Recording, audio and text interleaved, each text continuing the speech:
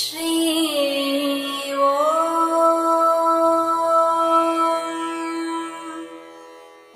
శ్రీ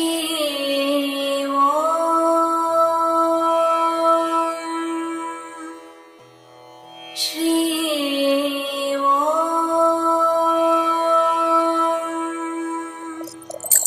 విషయం మనము జగద్గురు గురించి చూస్తున్నాం కదా. ఎంత కష్టం తెలుసా వాళ్ళని అర్థం చేసుకోవడానికి. వాళ్ళతోటే ఉండేసి వాళ్ళు ఏమేం చేస్తారో అన్నీ మనం చూసుకొని ఆహా అని అర్థం చేసుకోవాలి. మనం కాలు పట్టుకోవాలి. అట్లా పట్టుకుంటేనే మనం ముక్తి పొందుతామే అన్ని. ఇట్లా మనం ఈ గురువు ఆ గురువు అని ఇటు అటు ఇటు అటు అని తిరిగితే ఏ ముక్తినో మనకు రాదు. మనం అర్థం చేసుకోవాలి. జగద్గురుని అర్థం చేసుకోవడం అంత సులభం కాదు. మనమేం పెద్దవాళ్ళు కాదు అది అర్థం చేశాడు. వాళ్ళు ఈ జగద్గురు గారు ఏ మాయాజాలము చెయ్యరు. విభూతి ఇస్తాము, కుంకుమ ఇస్తాము, ఇది ఇస్తాము, అది ఇస్తాము అన్నది ఏం చెయ్యరు. వాళ్ళు ఏం చేస్తారు, వాళ్ళు మనుషుల్ని లాగరు. మనుషులే అట్లా వెళ్ళాలి తనతోటు. ఎందుకు?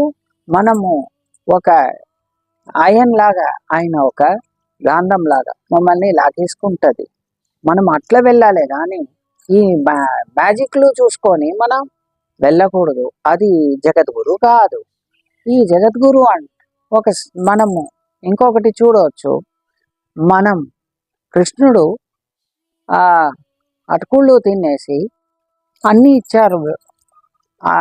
ఎంత సంపత్తులు కావాలో అన్నీ ఇచ్చారు. అయితే అందరూ మనం అట్లనే చేసి ఇచ్చి మాకు సంపత్తులు వస్తుంటే వస్తుందా? లేవు. దానికి అర్థం చేసుకొని మనం ఉండాలనేదే ఇది. ఇప్పుడు ఇంకొకటి మనం చూస్తాము. ఏమంటే మన రాఘవేంద్ర స్వామి నవాబు పిలిచిండు ఒకరోజు, రండి స్వామి. ఈ నవాబుకి ఏమంటే ఈ రాఘవేంద్ర స్వామి ఏం పెద్ద మనిషినా, వీడేం పెద్ద విషయమా, ఏమో కావి వేసుకొని ఏమో చేస్తున్నాడు అని నమ్మకం లేకుంటే పిలిచిండు. స్వామిను అక్కడ ఆ నవాబు దగ్గర వెళ్ళిండు. ఆ నవాబు ప్యాలెస్లో ఒక మనిషికి చెప్పిండు, ప్లేట్లో అన్ని తీసుకోరా అని.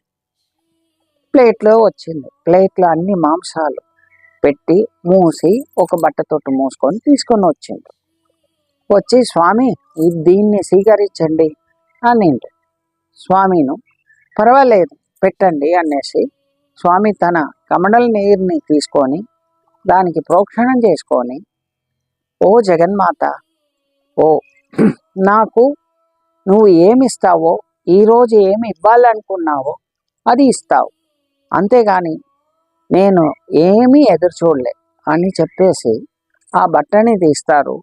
ఆ మాంసాలన్నీ పండైపోయింది. ఎంత ఆశ్చర్యం!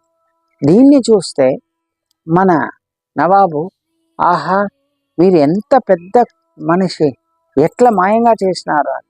అప్పుడు రాఘవేంద్ర స్వామి చెప్తున్నారు, నేనేం చేయలే, ఈ నేచరు నాకు ఇచ్చినది, ఇదే నేను తినాల్సింది, నాకు అదే దొరికింది.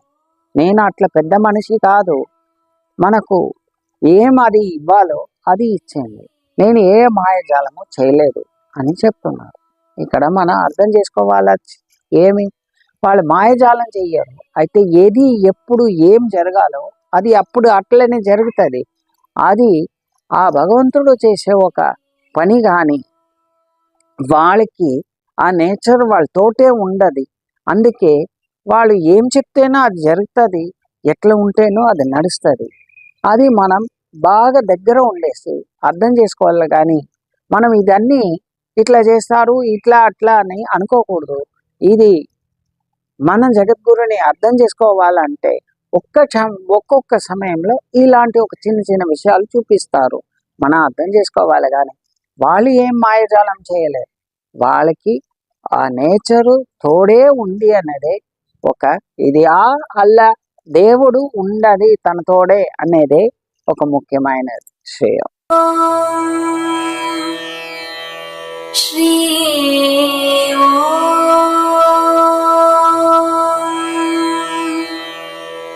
శ్రీ